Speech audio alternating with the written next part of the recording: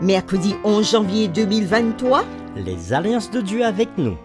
C'est avec plaisir que nous vous retrouvons encore une fois sur votre chaîne, l'Aventure dans la Parole. Et quel que soit l'endroit où vous vous trouvez en ce moment, nous souhaitons que la paix de Dieu soit avec vous et que votre journée soit belle. Et nous vous invitons à marquer votre appréciation en cliquant sur le pouce bien sûr et en vous abonnant pour recevoir les notifications. Et n'oubliez pas de nous laisser un commentaire sur ce que vous avez compris ou encore ce que vous voulez commenter. Et partagez le lien avec vos connaissances, vos amis. Le texte à mémoriser de cette semaine que nous vous invitons à dire avec nous se trouve dans Deutéronome chapitre 28, les versets 1 et 2. Si tu obéis à la voix de l'Éternel ton Dieu, en observant et en mettant en pratique tous ces commandements que je te prescris aujourd'hui, l'Éternel, ton Dieu, te donnera la supériorité sur toutes les nations de la terre.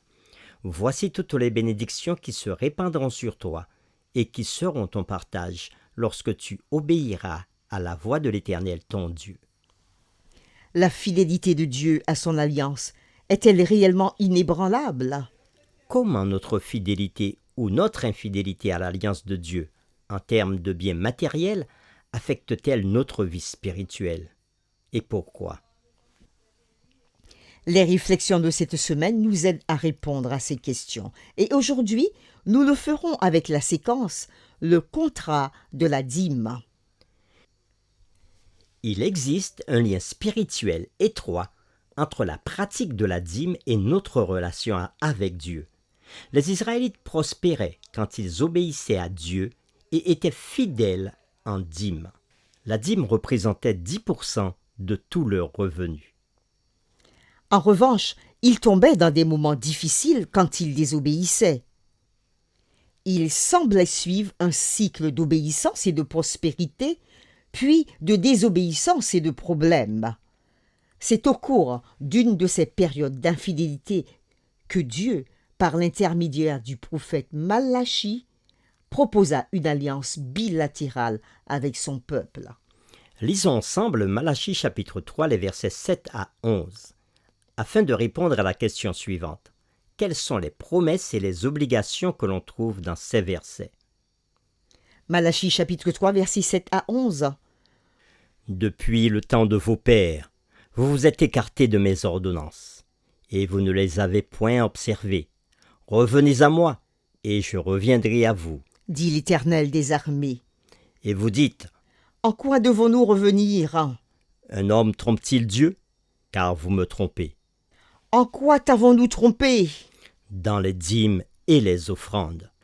Vous êtes frappés par la malédiction, et vous me trompez, la nation tout entière.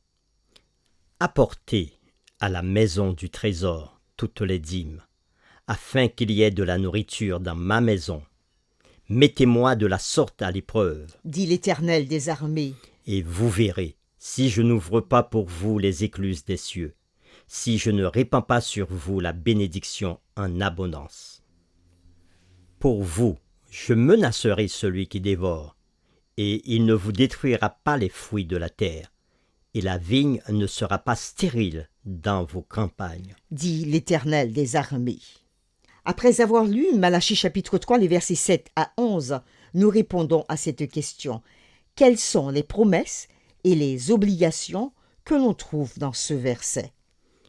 Dieu avait promis au peuple que s'ils revenaient à lui, il reviendrait à eux. Quand ils demandèrent à comprendre ce qu'il voulait dire par le fait de revenir à lui, il dit explicitement « Arrêtez de me voler dans les dîmes et les offrandes ». Leur vol était la raison pour laquelle ils étaient maudits. Voici la solution de Dieu au problème de la malédiction. Dieu dit « Apportez à la maison du trésor toutes les dîmes, toute la dîme » dans Malachie 3, verset 10. Faites cela et vous verrez.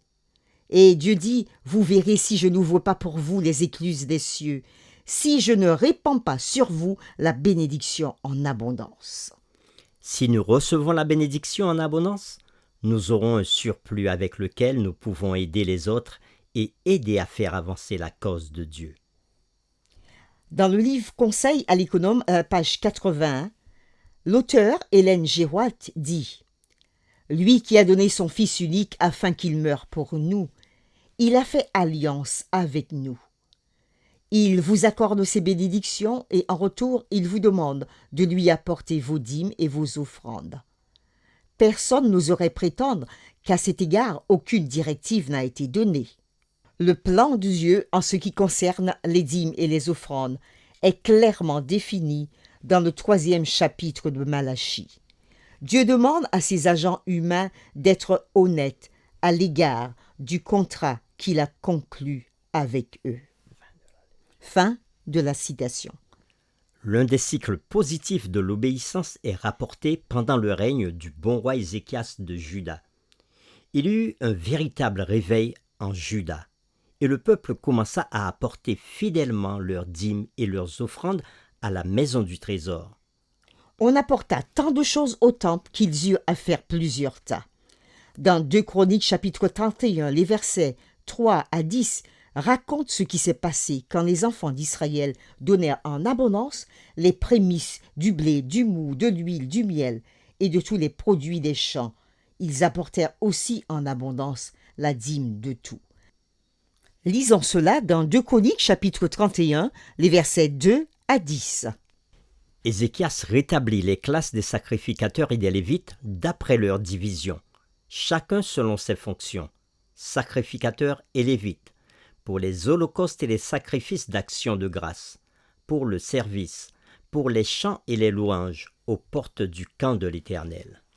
Le roi donna une portion de ses biens pour les holocaustes du matin et du soir, et pour les holocaustes des sabbats, des nouvelles lunes et des fêtes, comme il est écrit dans la loi de l'Éternel. Et il dit au peuple, aux habitants de Jérusalem, de donner la portion des sacrificateurs et des Lévites, afin qu'ils observassent fidèlement la loi de l'Éternel.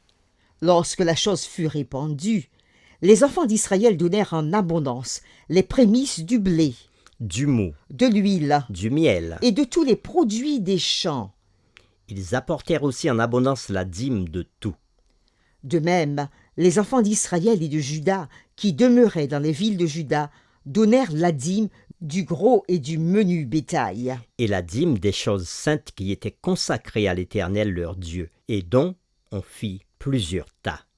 On commença à former des tas au 3e mois, et l'on acheva au 7e mois.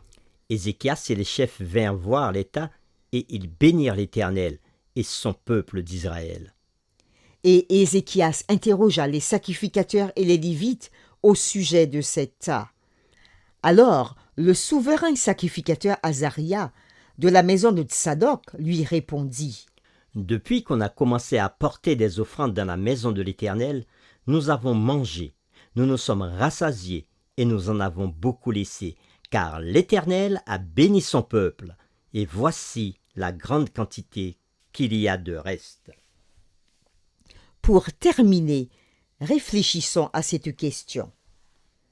Que dit votre dîme, que dit ma dîme, ou encore son absence, sur notre spiritualité et notre relation avec Dieu? Nous vous invitons à prier avec nous. Seigneur, tout au long de cette semaine, nous réfléchissons sur la question de la dîme, sur la question des offrandes, sur la question de te donner la première part, les prémices de tous nos revenus, de tout ce que nous avons. Et nous voyons que cette relation à la dîme est liée à notre foi, à notre relation avec toi, à notre degré de spiritualité. Et tu l'as clairement démontré à travers les paroles de la bouche de Malachie le prophète ou encore l'exemple d'Ézéchias et du peuple d'Israël.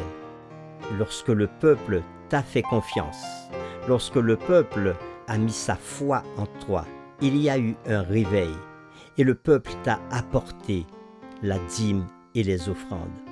Aide-nous à prendre conscience que le réveil dans nos vies, dans ton Église, passe par là aussi, par notre foi en toi, suffisamment de foi en toi pour te donner ce qui te revient.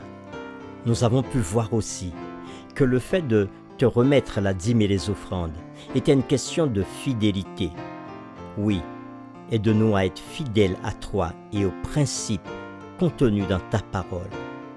Merci Seigneur de nous orienter, de nous diriger et d'ouvrir nos cœurs à t'écouter et à réaliser ce que nous voyons et ce pour lequel tu nous appelles. Nous t'avons prié au nom de Jésus. Amen.